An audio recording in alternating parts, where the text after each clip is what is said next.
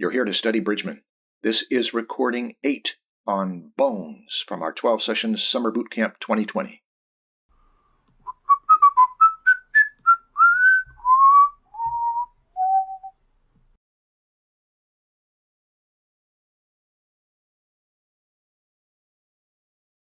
And this is the Bridgman Figure Drawing Bootcamp with you and I.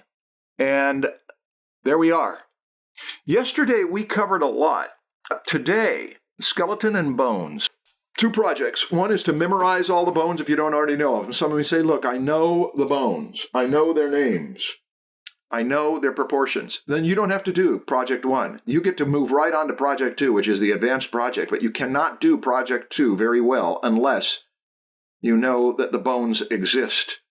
So we'll spend a good hour in our session today on the names of the bones, the proportions of the bones, the forms of the bones, and how important skeletons are to all of this. But let's go back to yesterday. Yesterday you had 2 projects. Analyze poses as architecture, 4 to 12 of your favorites, Minecraft them into block forms, and assemble them or simplify them into moldings, and then if you can, light them. And then try reversing the light. There was another project, is to put tracing paper down and get wild with a bunch of 1-minute drawings, maybe even less than 1 minute, so that you get past worrying about proportion. Worrying about proportion kicks in a part of your brain that means, I'm afraid, I'm on stage, what if I get it wrong? And if you take away the worries, that saying about dance like nobody's watching, that's what this was about. Well, let's start with, we're going to look at everybody's work from the crit sessions, but we're going to limit them to about a minute or less apiece, so that we at least get a smattering. Those of you who are doing the assignments but not getting feedback on them, if you want to look at this, it can give you insight. I know that they're kind of small on the screen, but you can see them. And I have some things to say that can be useful for everybody. When you see the smattering of what people do, it can inspire you and help you steer. Luca, it is so exciting to see this for a number of reasons. But one is, this kicked you into a mode of play. You know enough about forms to play. And here's another thing it did.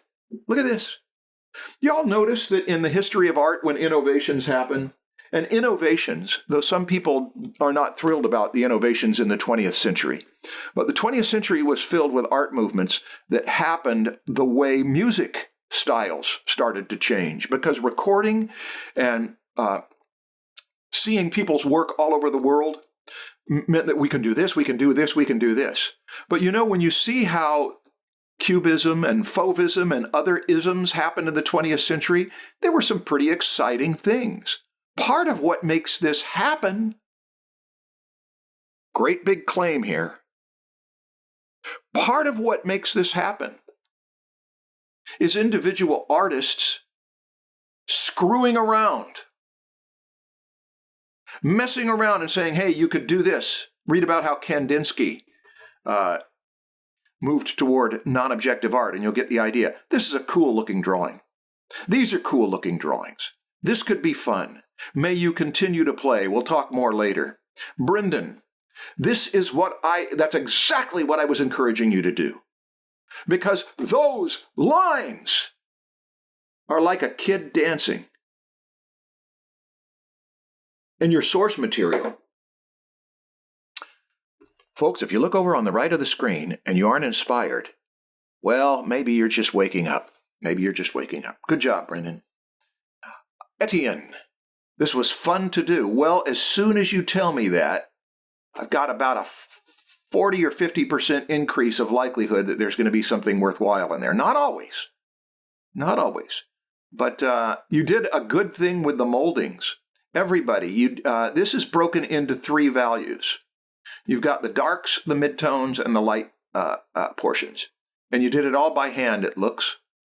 Yeah, that makes you think about planes. Okay, let's keep going. Etienne, good work. Olivia, hi. I decided to focus on the overlays to help loosen my drawing up, and I had a lot of fun. Well, there's a common theme here about having fun. The ones on the left are from Bridgman. I use tracing paper for them. The ones on the right are for observation without tracing, using the same idea as the overlays, 1-minute poses, and not taking the pen off the page. I tried the figure as architecture, but I wasn't sure. Okay. To do this from Bridgman on tracing so that you don't have to worry about proportions, and then to dare to take away the safety net. Well, I got to teach a kid how to ride a bicycle, and we started with training wheels. And it was interesting that there comes a point where you get your balance enough to not need. The training wheels usually have a little play, but to see that there comes a point where you don't need the play anymore. I'm daring enough to where I could fall over, but it's going to work. That's the idea. Tracing is training wheels. Take them off, and sometimes he didn't even know that the training wheels were still there because he didn't need them. That's the idea. You get daring. Phoenix. Sergeant Vandruff says more straight lines. I did say that, and I get the meta joke. I understand the wet noodle posture. More than one person has we don't need to dwell on that. Good, you did it. Now, Phoenix, good work. The chiseling up here, useful. I want to tell you one more thing. This is for everyone. If you just choose 2, not more than 3 values, that's wise. And if you decide that a corner, which has an abrupt plane break, is going to deserve a gray in there, that's an abrupt plane break. As soon as you've got a gradual plane break, we want to be specific. There can be a gradation of dark to light, but it still needs to be a gradation of dark to light, or light to dark, or light to midtone, or midtone to dark. And the reason why is that core shadow, which is the way to be trained in your early, you may abandon core shadows. I'm going to take an aside on this about lighting, because I meant to say this yesterday, and I didn't. The single source light of the sun and the reflected light of the sea or the moon or whatever else as a sort of philosophical archetype of how to light. I mentioned that even if that weren't the case, that we've got these big nature archetypes, it's still the best light for showing form. However, you do not always use that light. Even if you have good fills and pretty ambient and diffused key light, like an overcast day. You see, you're still being lit by sunlight when it's an overcast day, but sunlight's just coming from all over the sky, and so there's no hard shadows like there is when there's direct sunlight. Even when you do that, you've still got a light side and a shadow side.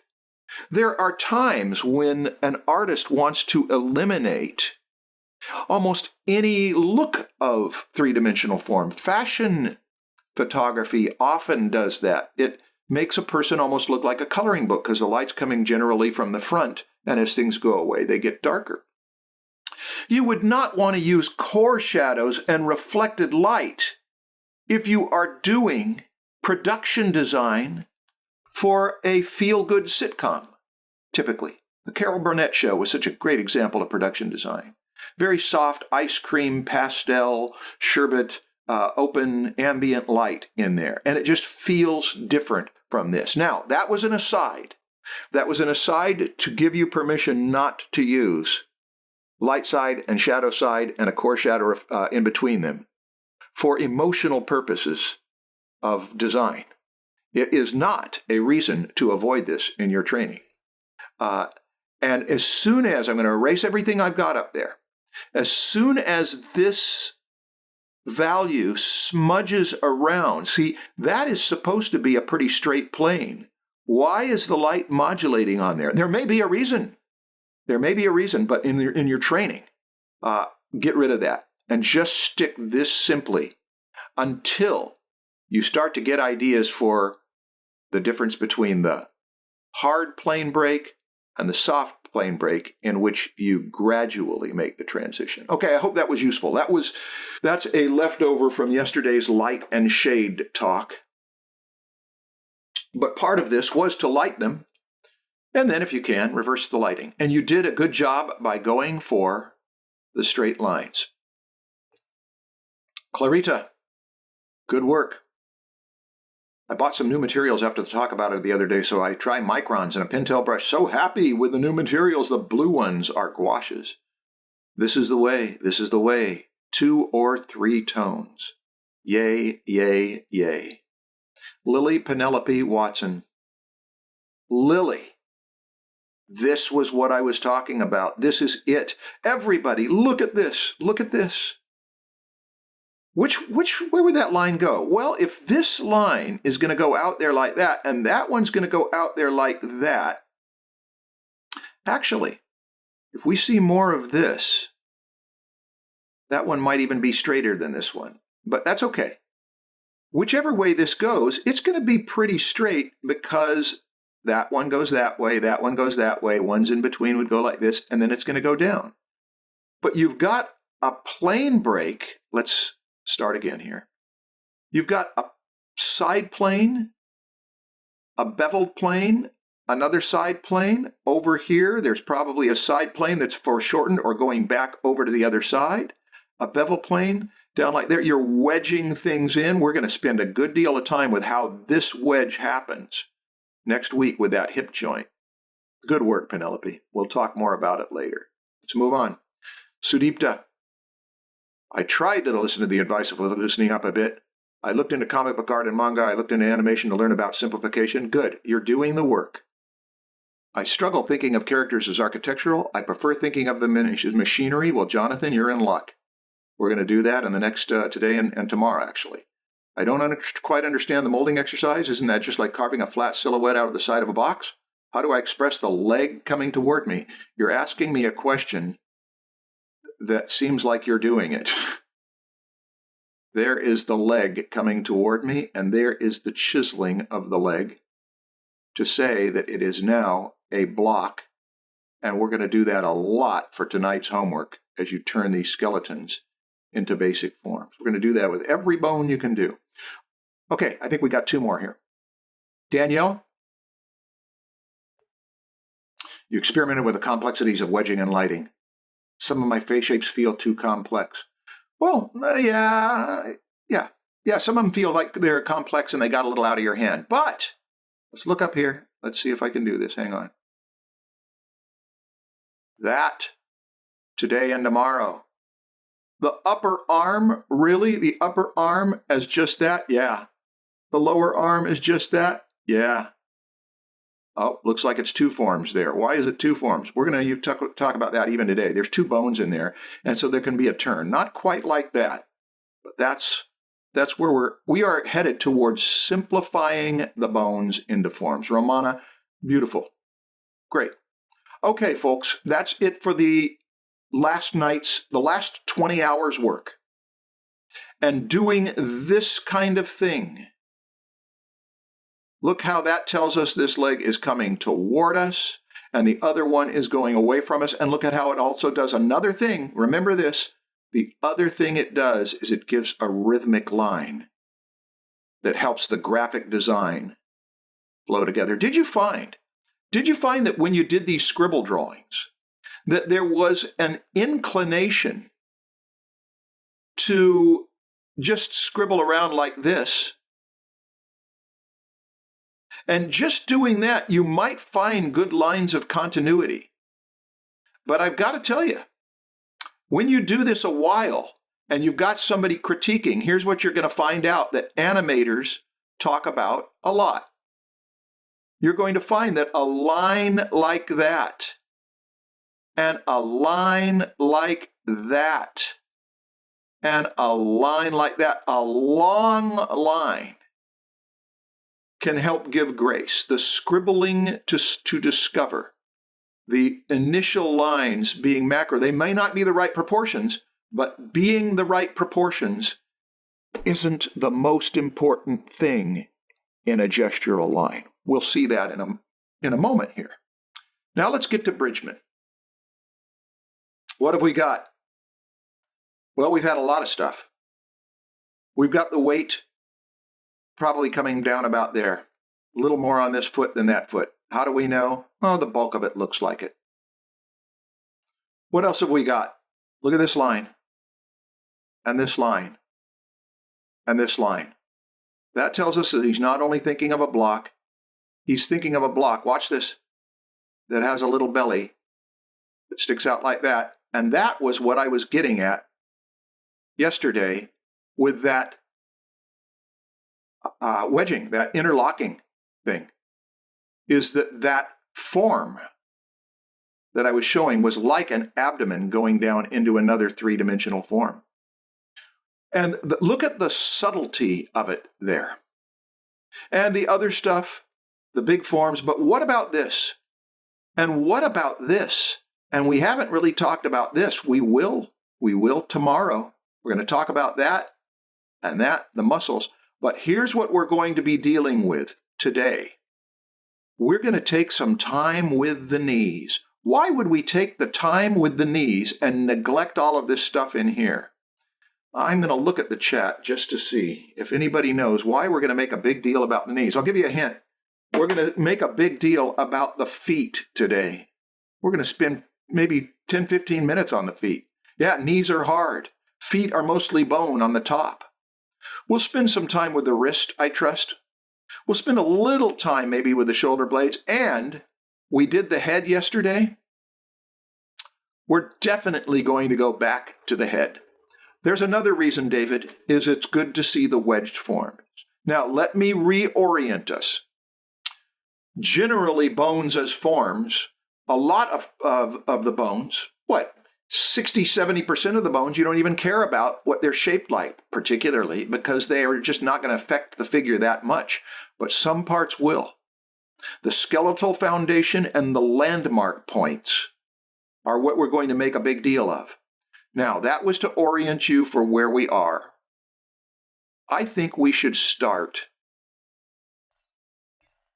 by looking at how Bridgman treats the skeleton. What do you think of all of those Bridgman skeleton drawings in the book, I wonder? I ask rhetorically and facetiously. Bridgman hardly has any skeletons in the book. I know this because I've gone through every page of the book. And I don't even know that there was a complete skeleton anywhere in the book, but it's okay. Here's what he gave us. He gave us something really useful. Watch this. He gave us that. You gotta be kidding me. That's a Bridgman skeleton? Yeah. That's a Bridgman skeleton. And he's letting us know that the femur starts there. And let's see, the femur is 3 balls of the head long. So there it is, 1, 2, 3. Whoa, it turned into 4. I don't know why it turned into 4. But let's just say this guy has a particularly long leg. Well, then the other leg should, boy, that looks like an awful short leg. But we do know that the lower leg should be a little less, what is going on with this? Let me tell you what's going on with it. When Bridgman did these drawings, he didn't measure proportion, and he hardly cared. He was in a mode of this person has all their weight to speak of. There is some weight that's being distributed forward through motion, but all the weight to speak of is going right down there on that foot, which means that this person might have just bounced down a little bit because when they lifted this leg up, their weight knocked them down, or they might be ready to spring up because they're going to leap. They certainly look like they're in motion. And Bridgman, when he was doing this, if he had not been in front of a classroom, might have made grunts. That's gesture. This person looks to me like their knee might fall down and hurt, and they'd better really, they tripped, and they've got to throw that foot out quickly. That's the purpose of this. These are little gestural skeletons that we don't take too seriously for proportion. However, are they anatomical? Well, it depends. It depends on how you define anatomical. When a child first draws its mommy, or whoever else in its family. Here's what it does. It draws a shape like this, and it puts the eyes in there and the mouth. And watch this. It takes the arms right out of the head and pulls the legs right out of the head because it's had songs sung to it about its fingers and its toes. And that's what they do. And then when you watch as they become more sophisticated, they will do a separate part for the body and a separate part for the head, and they'll learn to take the arms out of the body. That means they have learned anatomy. Eventually, when they get more sophisticated, they add an upper arm and a lower arm, and by the time they get to the point where they're adding a hand body and thumbs, they've simply grown in their knowledge of anatomy. Now, that's what I mean when I say these are anatomical, because we decided on the first session that we're going to do a lot of terms today, and you'll have to take notes. We're going to get to a skeleton. We don't need a term for the head because you know the head. Head, thorax, pelvis. Upper leg, that's going to be the femur. Knee. Lower leg, that's going to be two bones. There's one upper leg bone, two lower leg bones, and then a network of bones here. Tarsals, metatarsals, and phalanges. Well, that covered a lot. What about the arm? The arm is going to have a shoulder girdle. That's a set of bones right there. Then it has one upper arm bone, the humerus, just like we have one upper leg bone. Watch this.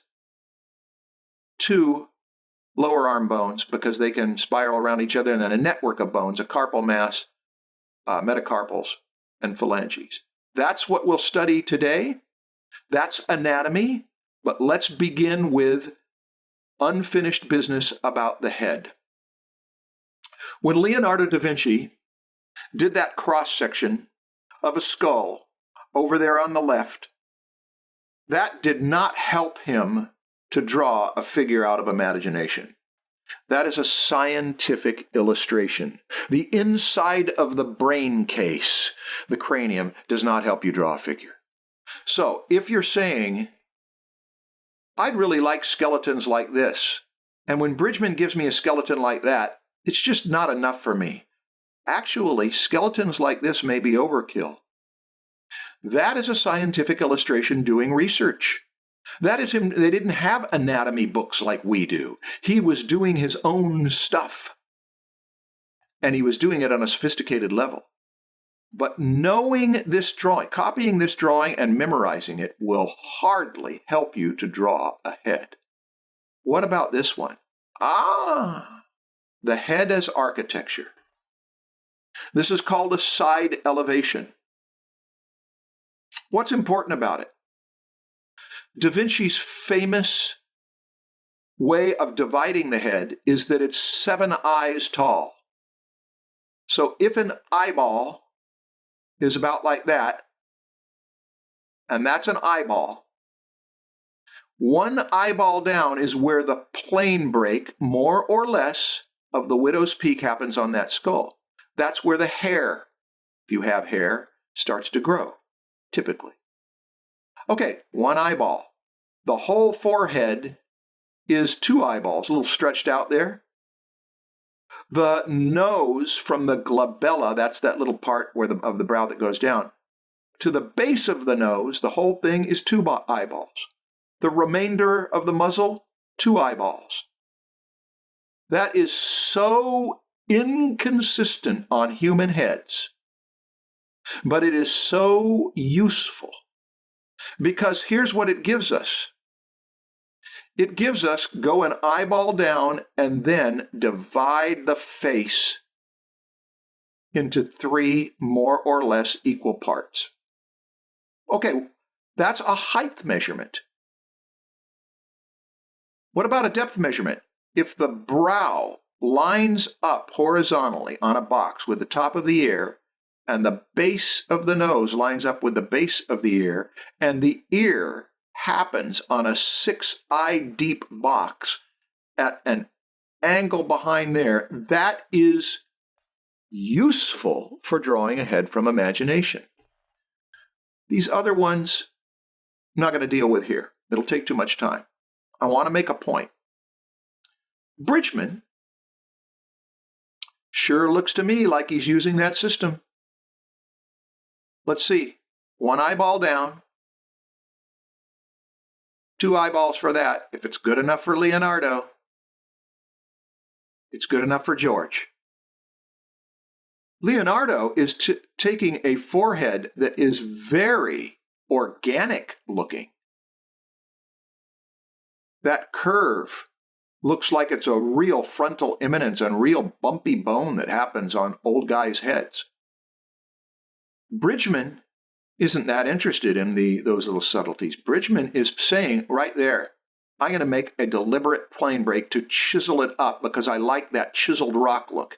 The glabella goes back in, the nose goes out. A great deal of turning it into straighter lines. And what do we got? We got 1/3, 1/3, 1/3. Then he runs that back, and sure enough, it lands at the base of the ear. And he runs the eyebrow back or the eye, and it lands at the connecting point of the ear. And that happens if you look at it from the front. But watch my lines. If that's a cheekbone, there's a whole lot of space that goes back. If that's a cheekbone, it goes all the way back to there. So you might have little compressed shade lines. And is that so that we can draw heads from the side and the front and a 3/4 that's level? No.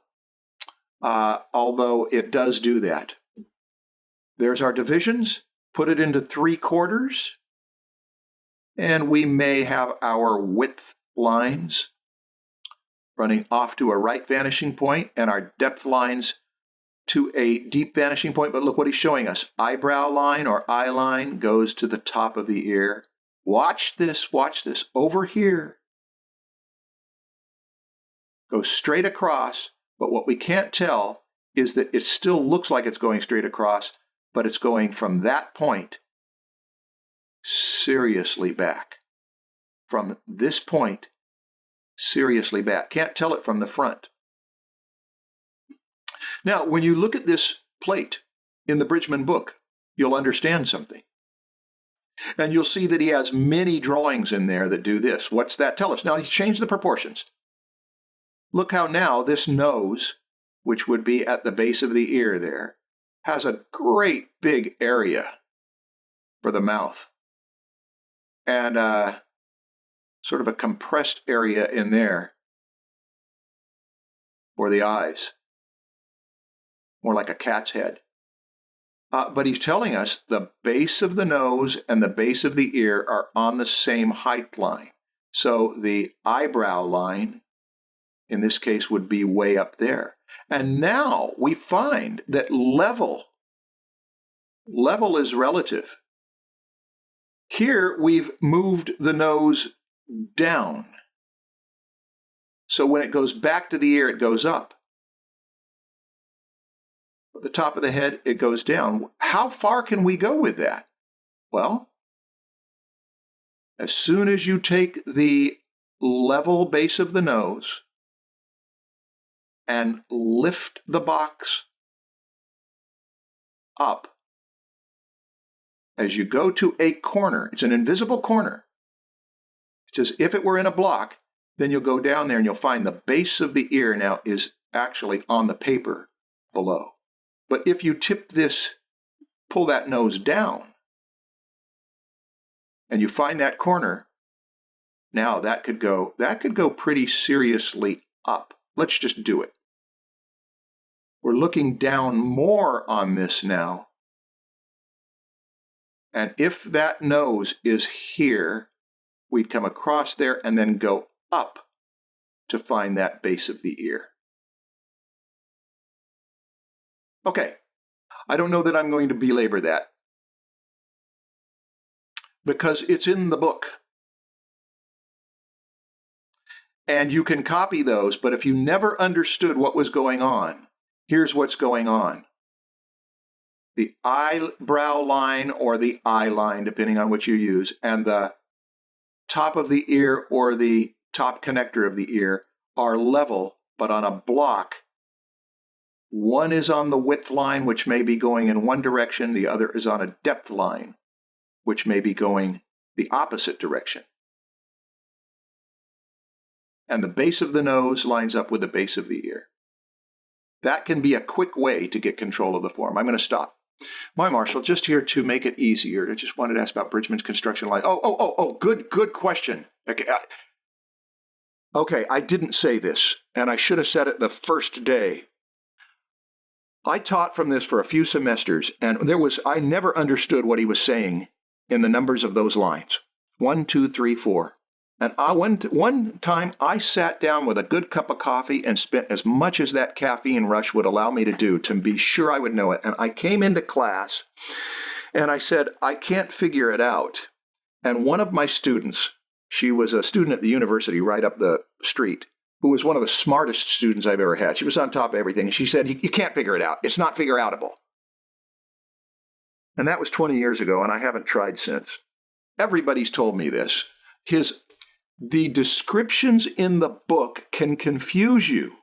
They will not line up. Also, some of the measurements don't line up. I guess that's why I took the time in our class to go back to this. I hope that what I've given you is enough to get you started, because he's got lots of pictures of those things in there. He's got a head from the front. And he's got it planed up like that, like we already saw, but there's a different one. And then without even doing it 3/4, he tips it up like this, and he's not even swiveling it to the side. And he shows that if that nose comes up to here, we would go like that. Now watch, we would go back over to the unseen side, and we take the nose out of that hidden part down there. And then it looks like we're looking up at it. And you can do the opposite. You can look down at it like this without even giving the 3/4 view. And then if you put the nose down here, you'll run over to there, and then you'll go up on that line system, and you'll find that the ear is going to be significantly higher now. And that makes you feel like you're looking down at it. And all we did was just place a few little landmark points. Now we see the top of the head. Here we'd see underneath the chin. Those are really simple ways to get a cartoon head to go up and down. And if you spend 3 or 4 hours with his cube heads without trying to understand them too much, just get about as much as I've given you here, that will help. Let's go back. Let's wrap up neck and head structure with this. He's got a baby's face that he turns into molding where it's the sagittal contour line just goes like that on the center. And so you get softer shading on that gradual plane. Here, he's giving you abrupt shading, and then you would have softer shading from dark to light in this case because it's a concave. In fact, if light was coming from there, you'd have a cast shadow obliterating this whole thing. He's taking that out. But look what we've got here. This is where the thinking starts to get challenging. Can you find that line over on the other side? And look at, he's not consistent. He didn't actually do this. If this cheek is this wide, how come the other cheek doesn't go out there further? How come it doesn't do something like that, where we've extended that plane out there? Bridgman is not where you go for precision. Look at the difference. I'm going to erase what I did so that you'll see. I'm trying to make you see that this goes out there and wide and wraps around. He didn't include that, but it's still a cool looking face. If you want to get precise at this, draw all the way through to the other side. And if that's there, find out where that other one hooks into it. Like that. All right. Constructive anatomy. Page 1. We're moving into the skeleton as foundation and constructive anatomy. What's he say on page 1? I'm going to give you the shortest synopsis that could be given of this. It'll take a few sentences, but I'm going to sum up what he says. Page 1, synopsized. Bones hold things up. Ligaments hold it together. The whole body is machinery. He specifically mentions hinges and levers. Muscles move bones by shortening and pulling. Okay. Tomorrow we're going to study that. For every muscle, there's one that pulls the other way. Muscles larger near the trunk, smaller as they reach limits. In fact, he didn't mention it in here, but fingers and toes don't have muscles. They have muscles that work on them, but they don't have any muscles in them. They only have receiving tendons from the hand and the forearm and the lower leg and the foot. That's a summary. If you want to read that set of paragraphs, it's in the big book too. You can. But I find his reading slow going. Now, here's what I want to emphasize. Look at the screen. This is what we're going to spend the remainder of our time on. Bones hold things up, the laws of architecture. Skeletal foundation, bones, and landmarks. You will want drawing paper and you will want to make notes. We're going to have a picture of Dr. J. Fow's skeleton, and we're going to name the bones and their proportions and their landmarks and a little bit about their joints. There's Da Vinci doing scientific research on bones. Would you like to see a Da Vinci drawing, one of his most famous drawings? Now, I don't know whether you appreciate this, but if you get in close on this thing, it is an achievement of drawing. It is so beautifully understated. In some ways, it's as simple as a cartoon. But even these two little lines are anatomical representations of the bicipital aponeurosis. You say, I don't know what that is. Got to write it down. No, don't write it down. I'm just saying, every little subtlety in there is understood thoroughly. He has hardly any shading in there. A little bit. He's got core shadow to show that the pectoralis is like a washboard. That is, it's got a plane break. This is all lit the same. This is shadow with a little reflected light in it. But the reason I want you to see it is not for the beautiful line quality and muscles. It's for the fact that underneath, there's a little bump there that we're going to talk about. It's the end of a croquet mallet. It's the medial epicondyle. That's going to be important because it's on you right there as a bump or a dimple. There is going to be a bone that we can trace from the pit of the neck out to where it meets another bone over on the other side of the shoulder.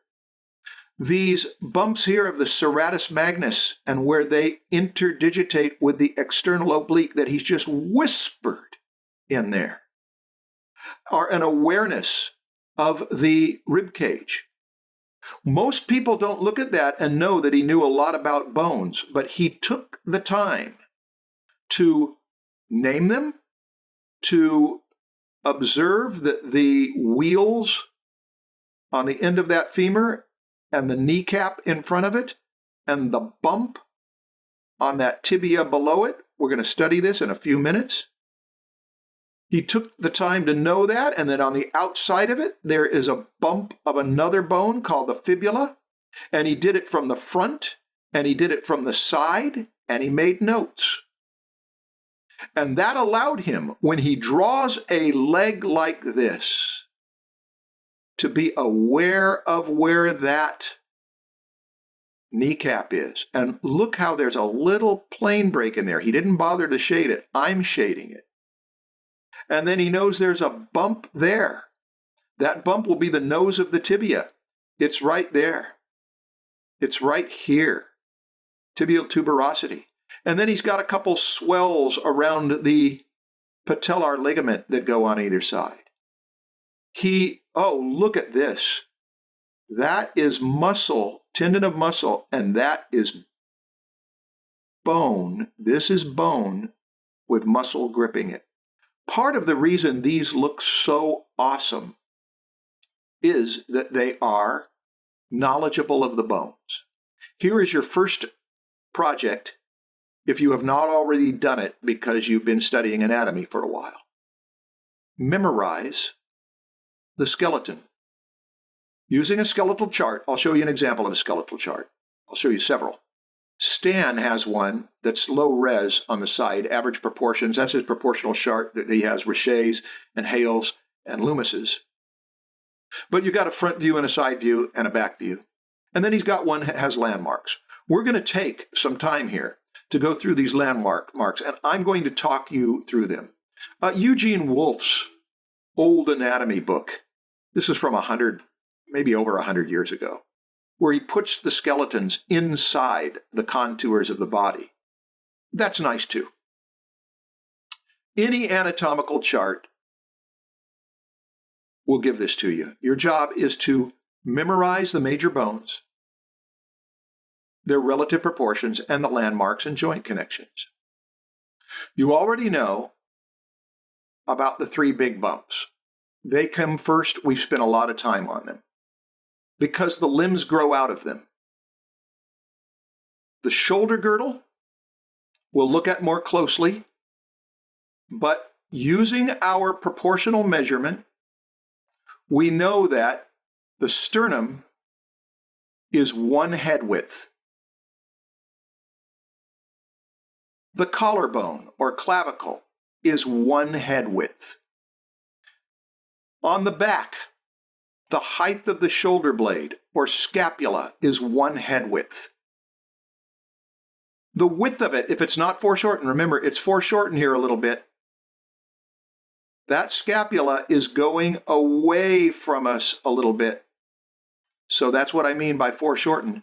But the full length of it is about 1 head width. Wow. The shoulder blades at rest on the back, about 1 head width. We can always see a head width. It's the ball of the cranium. It's got to be about like that. Whatever we're seeing from any angle, if we can see a head, we can see the head width. Okay, those are the bones of the chest. That's the sternum. A head width, clavicle, a head width, scapula, a head height, a head width, distance between them, a head width. Oh, we also found that the pit of the neck and the ball of the head, there's about a head width between there. All right, we've covered the shoulder area for the names of the bones. Let's go down the arm bones now. The upper arm bone, which is called the humerus, is 2 head widths long.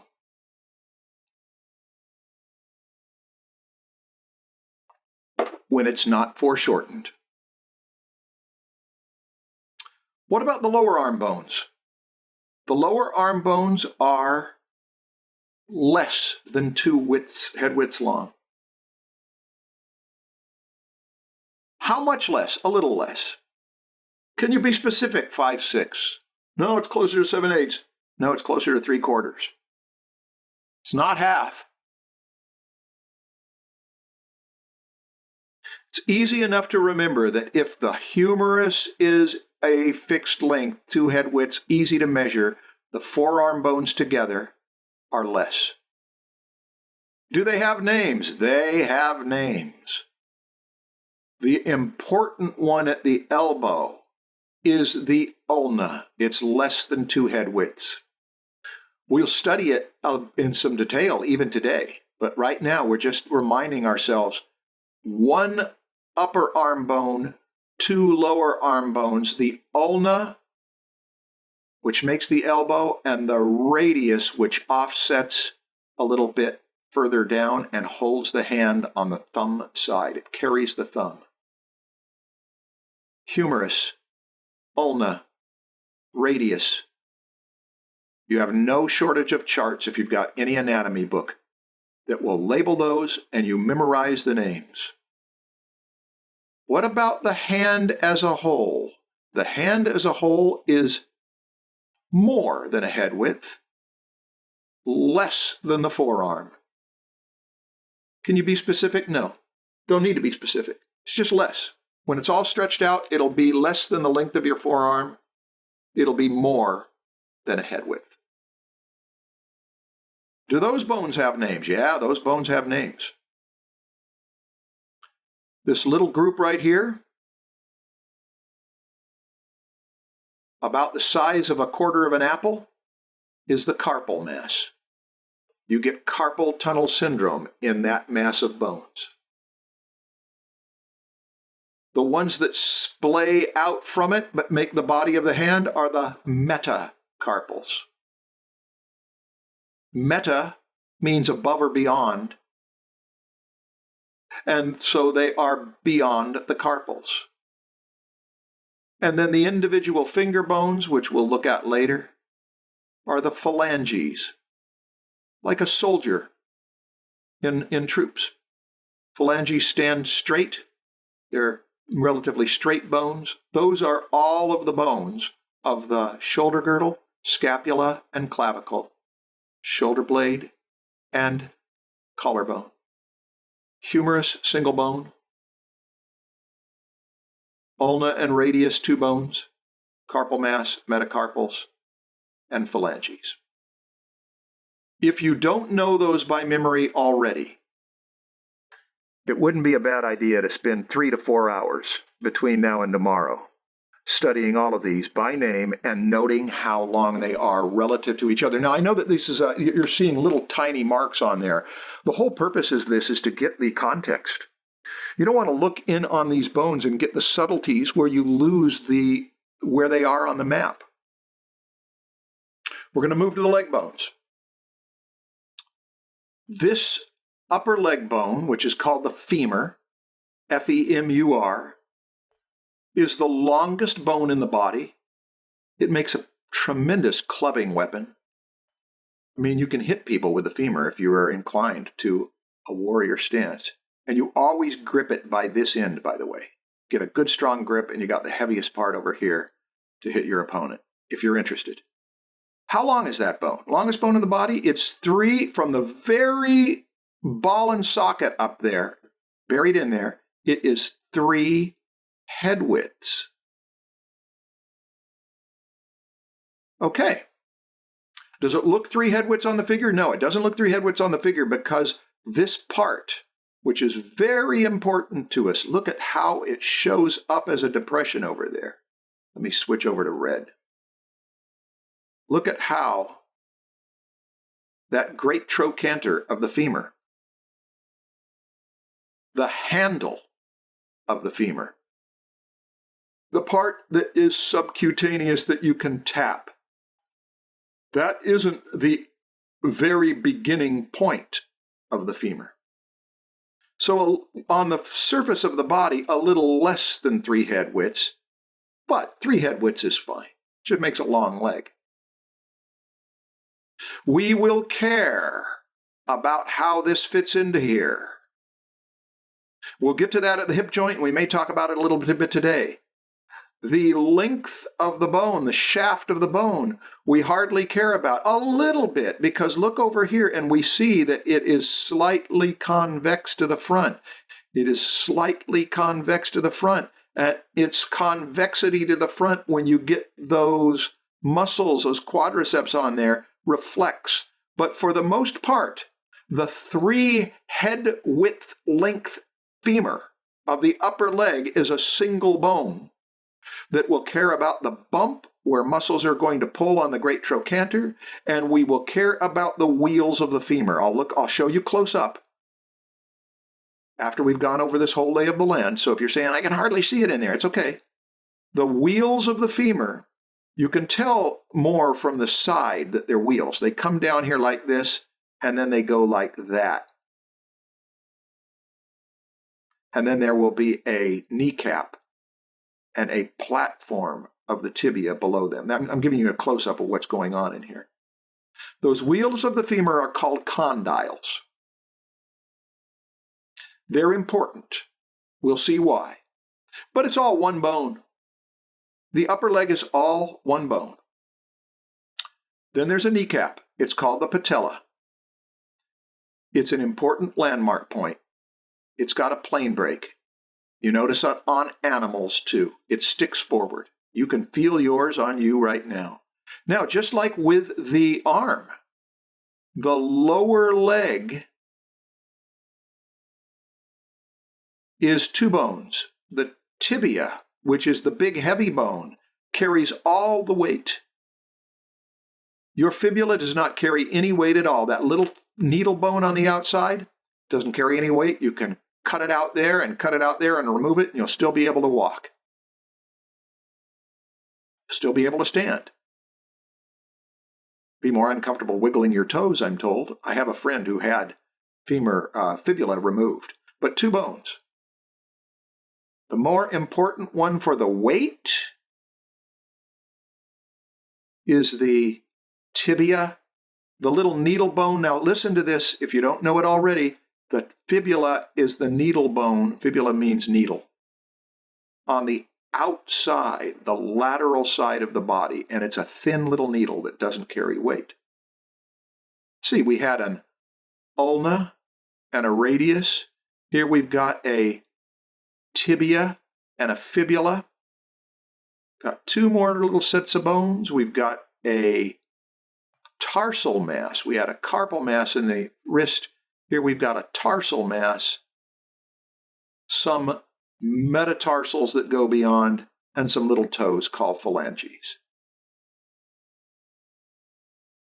We decided the femur is 3 head widths.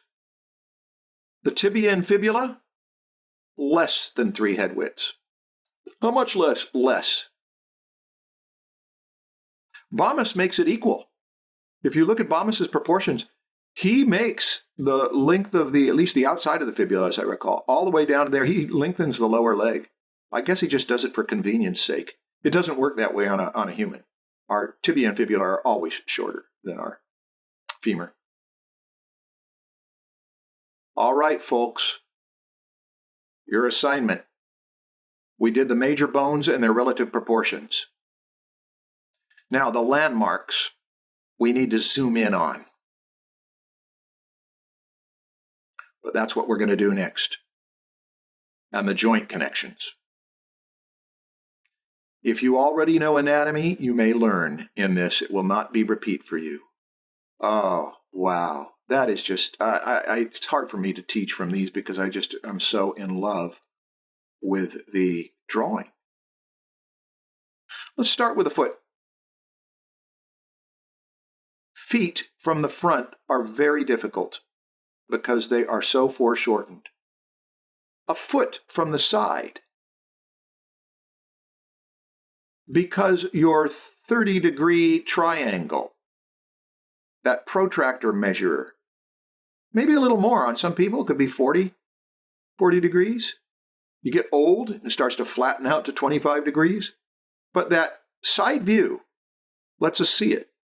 Soon as we put that side view into perspective, we're going to run into some trouble, and I'm not going to solve all that for you right now.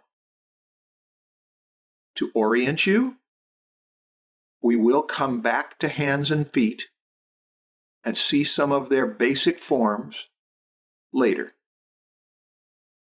But let's look at Bridgman. Bridgman shows us that the lower leg comes down to create an ankle. Our eye is below this. We're looking up at the building. The building is leaning back a little bit. Look how we're looking up at that building, and it's got a little pole with a curve like that. And then that's an inside view. That's a medial view. Medial means it's the inside, not the outside of your body, but toward the center line where your big toe is, and the ball of the foot is, and the arch is. If this is the big toe side, that means this has got to represent an ankle bone, which is a lower leg bone of the tibia. Okay. One thing he shows us is that the foot, which is designed as architecture, it is designed to hold weight, is an arch that the weight comes down, what would you say, 2/3 to 3/4? Certainly back. Here it goes about 3/4. Here he's bringing it to about 1/3, but we do know this, it's not at the halfway point, because we are forward-moving animals, and when you move forward a lot, you don't want to fall over. So we've got a thing that sticks out there that gives us some leverage, and when we pull down on muscles to go this way, it helps propel us forward. That's tomorrow when we talk about machinery. Here's what we care about. From a side, if you want to draw a foot from the side, something like this, to think of those bones, is not a bad idea. It's an arch with a pillar coming down on it. That's the inside view. This tibia, that represents the tibia, big toe side. And the bones inside there, there's a network of them, the tarsal mass. A very important one will be that heel bone, the calcaneus. There's 7 bones in there. We don't see them as a group. We see little bits of them sticking out. We'll see that heel bone, and then there will be bones that come out to go into toe bones. You'll find that in the book. I just want you to see the ratio is back here. Now, let's go to a front view and see what he does. He says, we're seeing something else now. Look how on the outside, what bone would this one be? Fibula. That's the fibula. It's the thin needle bone on the outside. And here's something that always happens, and it's very useful. The fibula goes lower than the tibia. So the outside of the ankle is lower. The inside of the ankle is higher. They will be like a crescent wrench. If you know that the bump on either side, outside or inside of an ankle, is that low, if that's the outside, you know that the other one is going to be higher. Tibia higher, fibula lower. That's a construction line. And the foot moves in here as if it were a hinge. It is quite a hinge.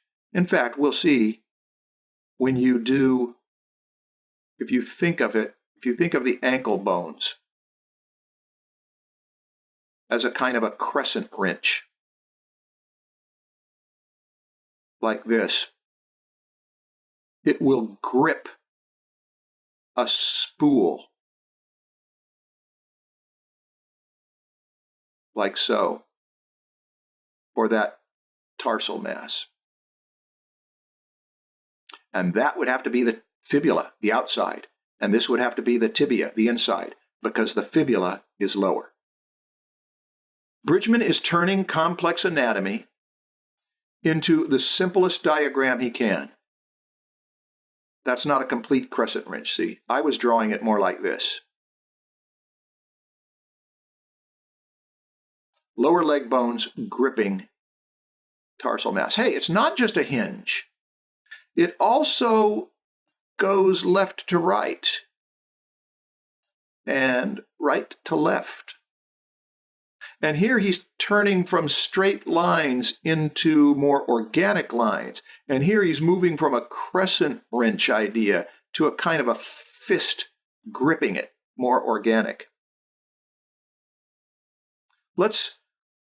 We had it from the toe side. We took the toe and went like this. Now we've got a front view. Tough to get, but cross contours will help define it. Now let's take that big toe and move it this way and take a look at what it looks like from the outside. Oh, okay. This would be what bone here? It's the fibula, because we're on the little toe side, so we know that over on that other side, that tibia will be a little higher. And now he's really showing us the hinge quality of this. That we've got the lower leg bones going that way, and the foot bones going like this. And then he's got the lower leg bones going that way, and the foot bones going like this. So we've got a hinge joint that also has some side-to-side play. That's something worth knowing for tomorrow when we get to the machinery of this. Look at those beautiful feet. What are the landmark points? I told you we were going to do landmark points. The fibula is a landmark point. You can tap it on the outside of your foot right now. The tibia on the big toe side of your foot is the other side of that wrench. Those are both tappable. They are landmark points. There's the tibia on the inside. On the outside of the foot, there's a landmark point. It's the tuberosity of the metatarsal, of the fifth metatarsal. We'll get to it. If you care about that, there's a little bump. A little bump. It's almost too small to see there, but you can kind of see it there. That is evident on a fleshed figure. And here, he shows that there is a kind of a dimple there, because there's a double-bellied muscle on the side of that. Any others? Yeah. This is the metatarsal phalangeal joint. On your big toe side, there's a ball of the foot, as people call it. You can feel it right now. It's bone up against the skin.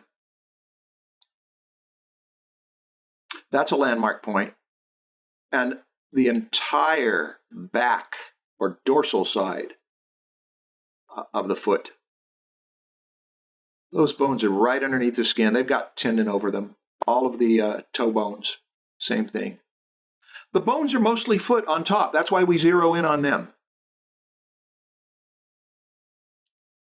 Study those bones, not the details. Study them like this. Fibula on the outside, tibia over on the inside, 3/4 of the way back, an arch like this. All of that is pretty much going to be tappable. Some of it won't be. Coming down there, tibia on the inside, big calcaneus heel bone, aims down, the peak of it goes up there, arch goes down. You can tap that, get your feet out and feel them. On the right, it's harder. But that's got to be the tibia, and that's got to be the fibula. So the tibia is higher, fibula is lower. There's a spool in there, and then these are going to foreshorten toward us. Something that will be three-dimensional like that coming toward us. That's what you'll need to know, the names of those groups. When you're studying proportion, always go macro for every micro that you've done. Whenever you've been in here worrying about, somebody asked the first time we met, how big is the foot? If you use that as a pivot point, it will never go higher than the center, the middle height of the lower leg. So we pull that out, and we figure like that and like that. Oh, this is going to have to be longer. Let's look at that femur and the condyles and talk about them. No, we'll take a little more because we're going to do the knee here. The knee is mostly bone. The femur is longer than the lower leg bones. It's longer than any bones. And The great trochanter is a landmark. Gotta know it. From level, just like the ear, it's about level with the groin, the symphysis pubis. But of course, if the symphysis pubis is here and it's way back here, it's a lot like an ear. That you could lift your pelvis up and that would go down. You could tip your pelvis down and that would go up because it's so far out laterally. Okay, once you have that landmark point, then you'd say, whatever 3 head widths distance is, I'll find the knee. It may be foreshortened. We'll look at it foreshortened very soon. But the wheels of the femur, these things right here, they go back there like that because, as Bridgman will show us, this tibia will bend. It will go back there. And so this needs to be roundish. He doesn't show it roundish here. But the condyles of the femur are round. Here they are from the back, and you can see, we can imagine them. I'm gonna scooch it over to the side so you can see it as kind of a round portion of a donut in there. Let's see, what do we got? That's got to be a femur. That's a patella. How big is the patella? It's this big. It's the size of your thumb and index finger coming together. It's bigger than an eyeball, unless you've got particularly small patellas. And forget about this muscle. That's a quadricep tendon. And we'll forget about, well, actually, no, we'll talk about this tendon. That's actually, in fact, it's a tendon, but they call it the patellar ligament. When we bend, now you see the wheels of the femur. Let me show you what we're looking at here. If that femur is coming toward us like this, there comes a point where the end of it goes like that, and that would be the ellipse that would represent. That is this end of the ellipse. It's coming toward us. And then we've got a kneecap, and the kneecap is 3-dimensional. It's a little convex to the front, so it's got some thickness. And that's what he's showing us here. And it's going to have a tendon on it that's like a watch strap that will go over to the other side, and a patellar ligament which will hook into a bump on the nose of the tibia. Look at this bump of the nose of the tibia. Look at this tibial tuberosity is what it's technically called. There it is. There it is. From your pelvis, you have got a muscle that will come down and go into a tendon that will pull on that patella. Well, what good does that do? The patella is connected to that nose of the tibia. There it is. And so when this muscle pulls up, it pulls on that patella, which pulls the lower leg forward, and it straightens the leg. But of course, the leg can pull back, and that's why this has to be round. All right. The condyles of the femur on a knee can be tapped on the, let's see, is that a left knee or a right knee? I want you to figure it out. The evidence is all there. How do you know it's a left knee? Because the fibula is on the outside. Which means if it's facing you, this has got to be on our right, it's their left. Yeah. That's on the outside, lateral. This is medial. Big toe will be on this side. Little toe will be on that side. Good observation. Look at what Bridgman does when he draws a knee. Look at how he actually puts in the medial condyle. What is that? Let's go back. The medial condyle is this portion of the bone. This portion of the bone. Hey, he's going to put in the lateral condyle. Those wheels are wide. He's going to put in the medial platform. It's called the goose foot. And he might even put in that fibula. Let's see if all of those landmark points show up on a Bridgman knee. They sure do. Every one of them's there. That is the medial condyle. That is the lateral condyle underneath that tissue. It's quite blocky. This is the medial side of the platform of the tibia. This is the lateral side, and then the head of the fibula on the outside will have this tendon that aims for it right about there. Bridgman's aware of all of those bumps. They are used to construct a knee. Now, we could talk more about this. We might when we get to legs. There's errors in the book. This is an error. The spool of the wheel of the condyle is not bigger on the inside. He's got this thing deeper on the inside, and it's actually the opposite of that. The spool on the inside is less deep than the one on the outside, and there's a reason for that. There's going to be a muscle over here that's got to fit into that smaller area. It will be called the vastus medialis. But if you tap the outside of your knee, do it right now. Bend your knee and then tap the outside plane, and you'll find that it's very bony there. That's because I'll do it over here, those condyles of the femur, the outside condyle, the outside spool, which you can tap, is subcutaneous. The inside, if you tap the inside of your knee, it'll be fleshier. So there's a little discrepancy here with the bones. If this is too tough for you, look what we've got. This is what we do next. This is where we're going. We're just trying to do something that works. Remember the thing about wheels?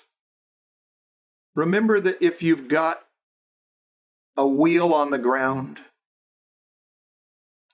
and we're looking down at that wheel on the ground and it's going like that all of those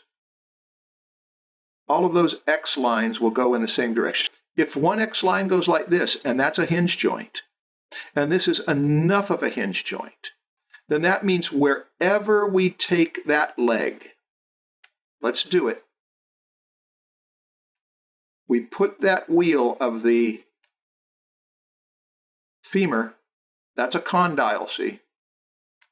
It actually sticks out beyond that. And then below it, if there's a tibia, and let's make the tibia go back here. He did it so it's coming straight forward. If we see that tibia as a form, even though this line tips like that, these all go off in one direction. That happens on movement in the sagittal plane. If that's all you do when you do your form skeletons, that's good enough. Bridgman has these bones in his book. He's got all the leg bones. I don't know that they're the best to study from. They're quite abstracted. They're marvelous looking legs to me. I love what he's doing with the muscles. Tomorrow we're going to talk about that quadriceps group that pulls. They pull this way to straighten the leg. How do you bend the leg? A group of hamstrings, a two-headed bicep, and two muscles on the inside. Those pull this way, and they'll pull the leg into flexion. But that's for tomorrow. Muscles move the bones. How do we stand up on our toes? Well, we've got to pull that up, and this huge muscle grips and pulls this way and tugs on there, and then we go up on our toes. And then there'll be another group here that does the opposite. It'll spread out into our toes, and it will lift the foot up and also help wiggle it. When we look at them from the front, we're going to see that we have, as we had on the torso, we have an external oblique in a sense and an internal oblique. Actually, it's the other way around. This would be like the internal oblique. That would be the external oblique. This would be more like the internal one. For the ankles, they go. And those will pull and they'll spin. They'll spin the leg around. And then we have those quadriceps coming right at us to straighten the leg. And then the one hamstring that's coming out from behind, that will flex it, but it's all foreshortened. And then we'll find we will have a group that will split into a number of tendons, extensors. And then this is all bone all the way down. Let's go back to the Da Vinci. I want you to see the last thing about that tibia. The inside of your shin bone, all the way down there, is all subcutaneous. You can tap it inside of your shin bone, medial side, tap it all the way down, and there will be a calf muscle behind it. Let's look at how the great Leonardo, was aware of it. Down to that ankle, all along there, subcutaneous bone. So is that a landmark? It's a land area. I'll color it all in here blue. It's quite foreshortened on the front because we're looking along it, but it's all there. Okay, I think we're done with the leg and the knees. Let's take 5 minutes, maybe 10, on the shoulders and arm. When it comes to this rib cage that we've done that doesn't look anything like an upper body, well, one reason it doesn't look anything like an upper body is that an upper body has a lot on it. And from the back, one thing we care about is that if it's facing this way, where we see more of this side, we have a set of very large guitar picks that are three-dimensional. We can make them like that, and this one faces very much toward us. The other one can't go out here. It has to wrap around.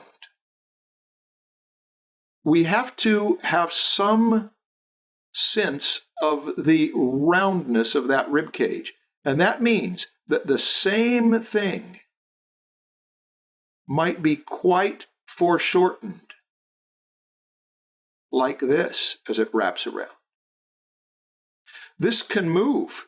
It can go from this position to where the muscles over on the other side, the serratus magnus will take it from this position and lift the arm so that the angle of the vertebral border changes. Here is the big point about shoulder blades. They move. They're about the size of your hand. If this guy had a hand, and we'll put the hand in a position about like this. That's the entire hand. Big. That's about the size of the shoulder blade. Well, what about arms? If this character has an arm, that humerus, what do we do with that humerus? The humerus is a croquet mallet. I'll elaborate for a couple minutes here. This croquet mallet on our left is going to come toward us, like so. This croquet mallet, the humerus is how long? 2 head widths, but it's going to be less than 2 head widths if it's foreshortened. But it's a croquet mallet. Now, this bump in here, the medial epicondyle, like the femur had condyles, The humerus has little condyles on the condyles, that little bump on the inside. Look at how Bridgman knows it. It's a landmark point. That is this bump on the inside, and then we'll have an ulna that will come toward us, and a radius that might cross over it and hold the thumb side of the hand. Or it could be that this arm is bent and that ulna, this was going away from us. Now that ulna is coming toward us. And from the outside to the thumb side would be out there in this case. And as we study those, we're going to find that the humerus and the ulna make a hinge joint. So let me just turn it toward us a little bit. This will be the humerus. It's a ball and socket joint up there in the shoulder girdle. And we're going to make the croquet mallet coming toward us. And then if we've got an ulna in a position like this, it grips. It grips as a hinge joint around here. So that when the triceps pull, it straightens the arm.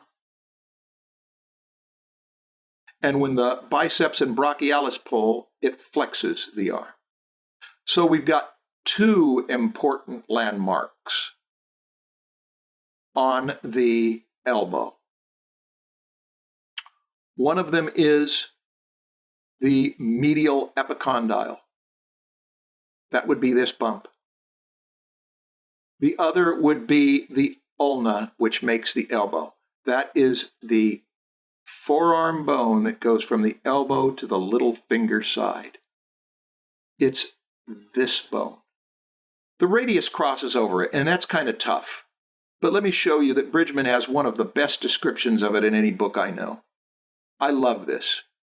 He shows that, okay, first of all, let's see if you how close attention you've been paying. I'm going to quiz you here. What is the bone, this bone that goes thick at the elbow to thin the little finger side of the wrist? It's the ulna. What is the bone that goes thin at the elbow and goes big to hold the body of the hand? Anyone know? That's got to be the radius. Those are the two.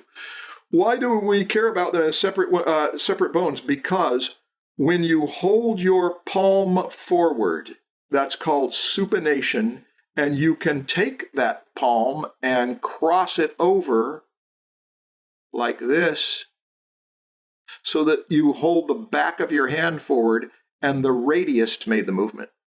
The ulna stayed right where it was. The radius is a swiveling joint on the z-axis. It revolves around the z-axis.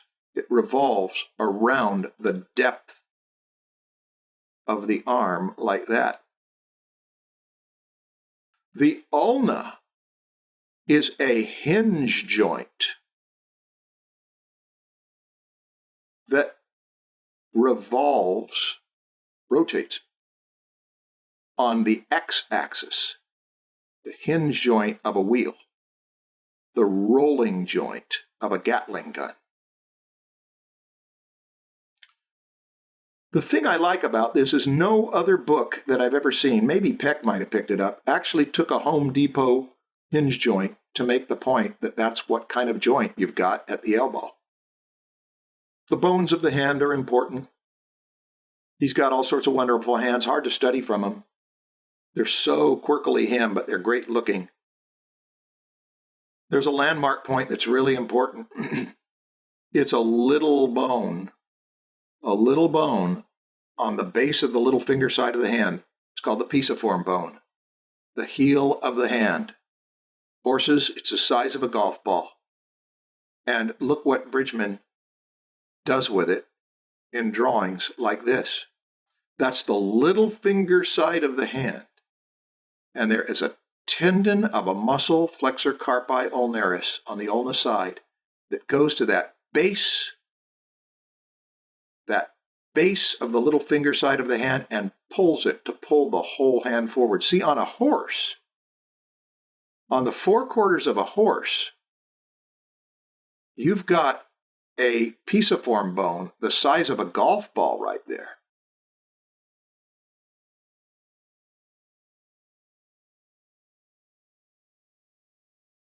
And there is a tricep in there, an elbow there. Watch this. Here's what I wanted to show you.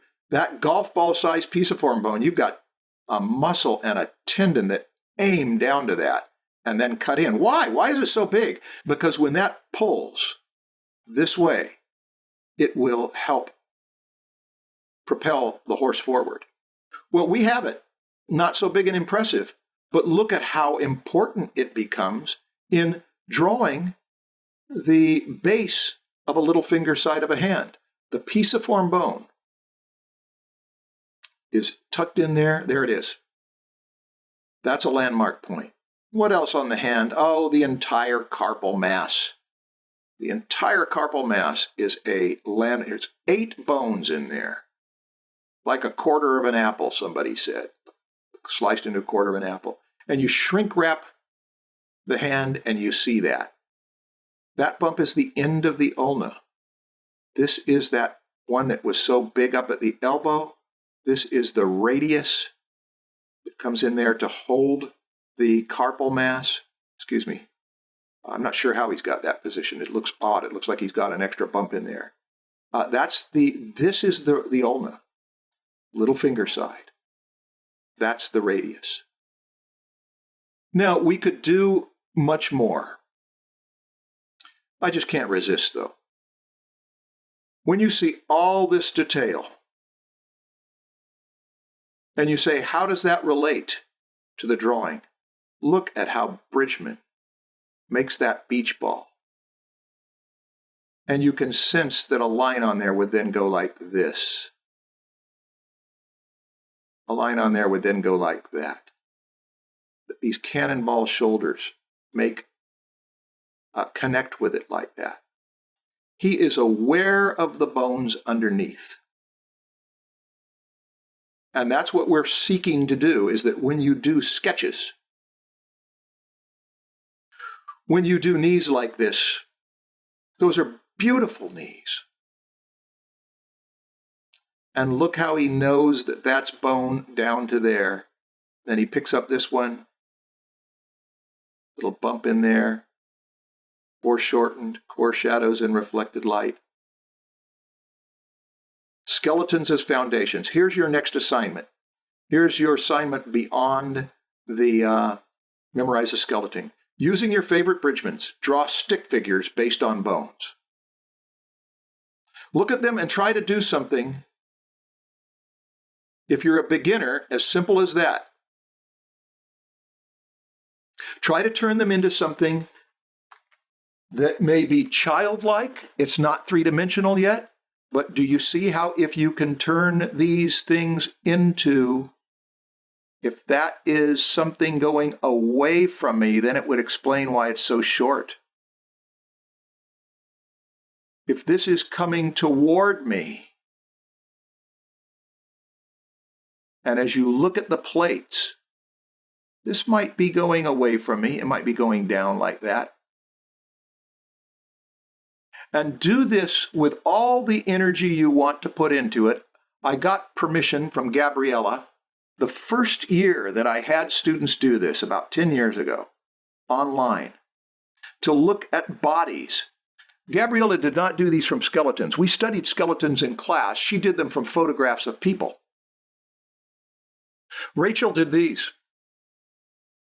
These are sophisticated. So it's too sophisticated. I can't do that well. Go back to the stick figures. This can be fun. The assignment is draw stick figures based on skeletons.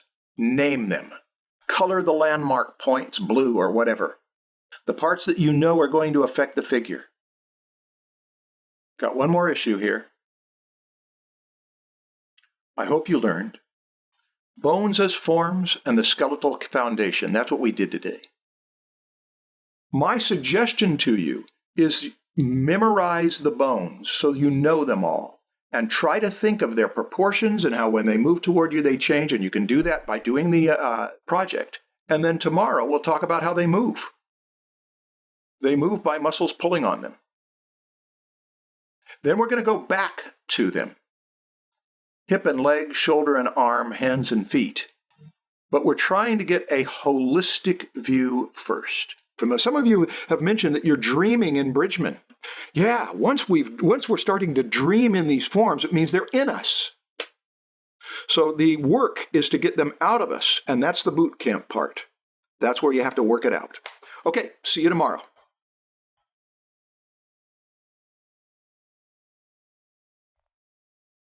That was session 8 on bones. If you want more, subscribe to my announcement list at martialart.com.